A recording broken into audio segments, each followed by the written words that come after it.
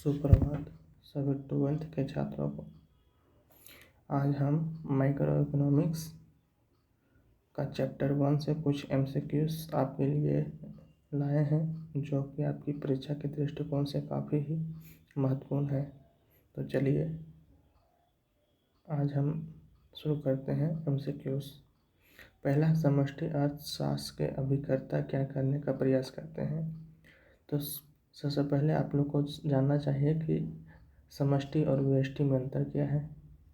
तो जब हम किसी इंडिविजुअल का स्टडी करेंगे तो वो माइक्रो यानी कि समष्टि अर्थशास्त्र में आएगा, और जब हम पूरे होल समूह को लेकर चलेंगे यानी कि हम लोग कह सकते हैं देश स्तर पर लेकर चलेंगे तो वो क्या होगा, समष्टि अर्थशास्त्र।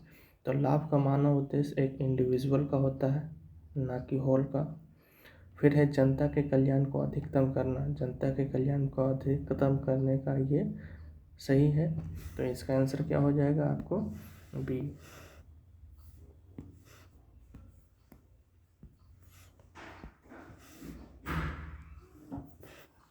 फिर नेक्स्ट है, किस अर्थव्यवस्था में निजी स्वामित्व होता है। तो निजी स्वामित्व किस में होता है, पूंजीवादी अर्थव्यवस्था में। अर्थव्यवस्था हमारी मुख्य रूप से 3 प्रकार की होती है, जनरली 5 भागों में बांटा भी जाता है। पहली बोले तो मिश्र पूंजीवादी अर्थव्यवस्था, समाजवादी अर्थव्यवस्था, मिश्रित अर्थव्यवस्था, बंद अर्थव्यवस्था और खुली हुई अर्थव्यवस्था। तो पूंजीवादी अर्थव्यवस्था वैसी अर्थव्यवस्थाओं को कहते हैं जिसका नियंत्रण बाजार की शक्तियों पर होता है, इसमें सरकार का कोई हस्तक्षेप नहीं होता, इसे पूंजीवादी अर्थव्यवस्था कहते हैं। समाजवादी अर्थव्यवस्था ऐसी अर्थव्यवस्थाओं को कहते हैं जिसमें सरकार का हस्तक्षेप पूर्ण रूप से होता है, बाजार की शक्तियों का इसमें कोई रोल नहीं होता। फिर मिश्रित अर्थव्यवस्था ऐसी अर्थव्यवस्थाओं को कहते हैं जिसमें पूंजीवादी अर्थव्यवस्था प्लस समाजवादी अर्थव्यवस्था दोनों के गुण विद्यमान होते हैं। तो भारत इसका एक बहुत ही अच्छा उदाहरण है मिश्रित अर्थव्यवस्था का। तो हमारा निजी स्वामित्व किस में होगा, पूंजीवादी अर्थव्यवस्था में। ठीक है। फिर नेक्स्ट है कि एक मिश्रित अर्थव्यवस्था की केंद्रीय समस्याओं का समाधान करें। तो केंद्रीय समस्या 3 होती है, आप लोग पढ़े होंगे। तो उसको समाधान करने का सबसे बेहतर तरीका क्या होता है, तो बाजार तंत्र द्वारा, योजना तंत्र द्वारा, कीमत पर नियंत्रण द्वारा, इनमें से सभी। तो इसका आंसर, राइट आंसर क्या हो जाएगा, इन सभी के द्वारा हम क्या कर सकते हैं, केंद्रीय समस्याओं का निपटारा समाधान कर सकते हैं। फिर नेक्स्ट प्रश्न है, तो विश्व की सभी अर्थव्यवस्थाएं कैसी अर्थव्यवस्था है। तो विश्व की सभी अर्थव्यवस्थाएं मूल रूप से कैसी अर्थव्यवस्था है, मिश्रित अर्थव्यवस्था है। ऐसे पूंजीवादी अर्थव्यवस्था भी है, समाजवादी अर्थव्यवस्था भी है, लेकिन उनकी मात्रा हो सकती है कम हो। फिर नेक्स्ट है, फिर 5 नंबर का, वस्तुओं और सेवाओं की कीमत और मात्राएं किस अर्थव्यवस्था शाखा में निर्धारित होती है। तो कीमत तंत्र का मतलब अर्थशास्त्र किसे कहते हैं, व्यष्टि अर्थशास्त्र, जहाँ कीमत तंत्र का निर्धारण होता है बाजार और मांग इसमें इंडिविजुअल रूप से किया जाता है, इसलिए इसे कीमत निर्धारण का क्षेत्र भी कहते हैं। तो वो क्षेत्र क्या हो जाएगा, व्यष्टि अर्थशास्त्र। तो इसका आंसर सही क्या हो जाएगा, बी।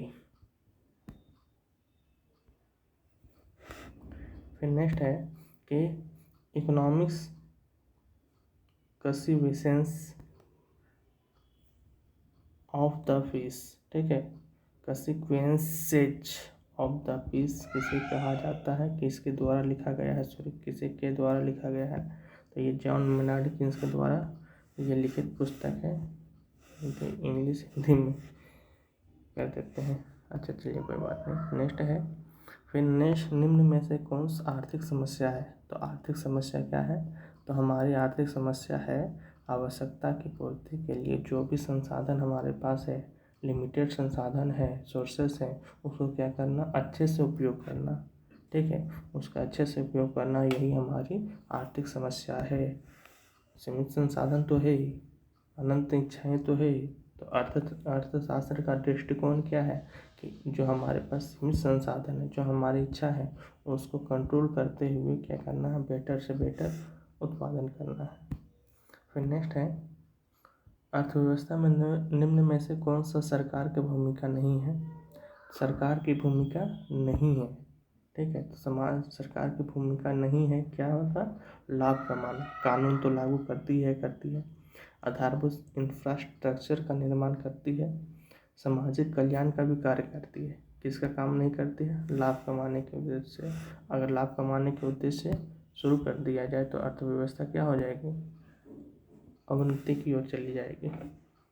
फिर है, समष्टि अर्थशास्त्र के अध्ययन का क्षेत्र क्या है। तो समष्टि अभी हमने बताया कि संपूर्ण अर्थव्यवस्था का जहाँ बात होगा वहाँ समष्टि अर्थशास्त्र होगा ही होगा। इसका आंसर क्या हो जाएगा, डी।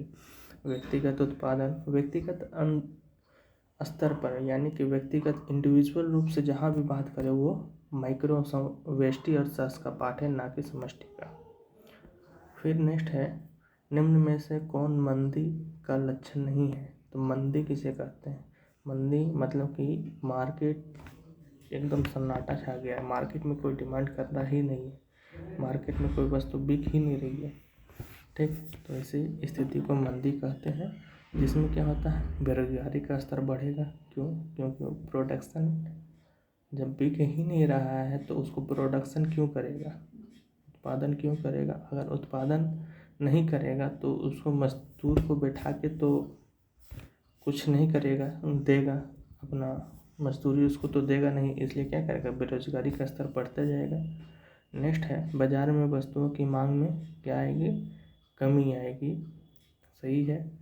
उत्पादन के स्तर में गिरावट आएगी, ये भी सही है। कीमत का बढ़ता स्तर, कीमत कितना भी लेवल बढ़ा दीजिए, जब डिमांड ही नहीं है तो फिर क्या होगा, तो ये स्तर क्या हो जाएगा इसका, राइट, डी। फिर है, अर्थव्यवस्था में उत्पादन के साधनों का स्वामित्व किस क्षेत्र के पास होता है। तो अर्थव्यवस्था में जो भी उत्पादन के साधन होता है उसका स्वामित्व परिवार क्षेत्र के पास होता है, तो इसका आंसर डी हो जाएगा। फिर नेक्स्ट है कि अर्थव्यवस्था में निवेश का कार्य किस क्षेत्र में किस क्षेत्र द्वारा किया जाता है। तो निवेश, इन्वेस्टमेंट कौन करेगा, तो इन्वेस्टमेंट जो फर्म होगा, जो उत्पादक क्षेत्र होगा वही तो करेंगे, ठीक है। किसने कहा धन का अर्थशास्त्र है, धन का विज्ञान है, आप सभी जानते हैं, father of economics Adam Smith. उसी तरह मार्शल की परिभाषा पूछ लेंगे कि सामाजिक कल्याण किसकी बात करता है, तो एडम स्मिथ सामाजिक कल्याण की बात करते हैं। चुनाव की समस्या से संबंधित कौन है, तो प्रोफेसर रॉबिन्स। ये तीनों बहुत ही इम्पोर्टेंट है। फिर माइक्रो शब्द जो होता है जिसका अर्थ छोटा होता है, ये किस शब्द से लिया गया है, तो ये ग्रीक शब्द से लिया गया है। फिर नेक्स्ट है कि सबसे पहले माइक्रो शब्द का प्रयोग किसने किया, ये भी क्वेश्चन पूछता है, रेगनर फ्रेश। इन्होंने ही सबसे पहले क्या किया, माइक्रो और माइक्रोस को डिवाइड किए थे और परिभाषित किए थे। फिर नेक्स्ट है कि निम्न में से किस अर्थव्यवस्था में निजी क्षेत्र एवं सार्वजनिक क्षेत्र का दोनों का सह अस्तित्व होता है। हमने बताया था वो कौन सी अर्थव्यवस्था है, मिश्रित अर्थव्यवस्था। फिर नेक्स्ट है, किस अर्थव्यवस्था में निजी संपत्ति के अस्तित्व एवं प्रधानता पाई जाती है। तो निजी अर्थव्यवस्था किस में आ जाती है, पूंजीगत अर्थव्यवस्था में। फिर है, अर्थव्यवस्था की केंद्रीय समस्या क्या है, तो अर्थव्यवस्था की केंद्रीय समस्या है संसाधनों का आवंटन कैसे किया जाए, उसका कुशलतम प्रयोग कैसे किया जाए, आर्थिक विकास करना, ये सभी केंद्रीय समस्याएं हैं, तो आंसर डी। फिर है, व्यष्टि अर्थशास्त्र अध्ययन करता है, तो व्यष्टि अर्थशास्त्र किसका, इंडिविजुअल रूप से जो होगा वही होगा आंसर। इसका आंसर क्या हो जाएगा, व्यक्तिगत इकाई।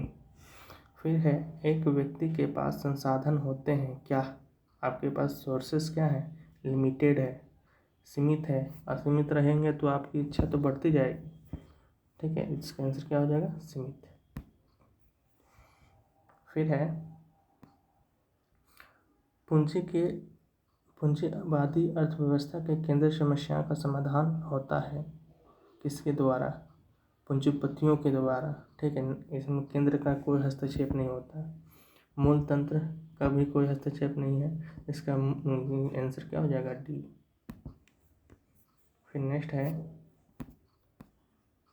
कि वह तालिका जिसमें उपभोक्ता द्वारा विभिन्न कीमतों पर मांगी गई मात्राओं को दर्शाया जाता है उसे क्या कहते हैं? उसे कहते हैं उपभोक्ता की मांग सूची। उपभोक्ता जो कीमत पर मांग रहा है वस्तु, उसको किस में दर्शाएंगे? तो वो मांग उपभोक्ता की मांग सूची में दर्शाएंगे। ठीक है।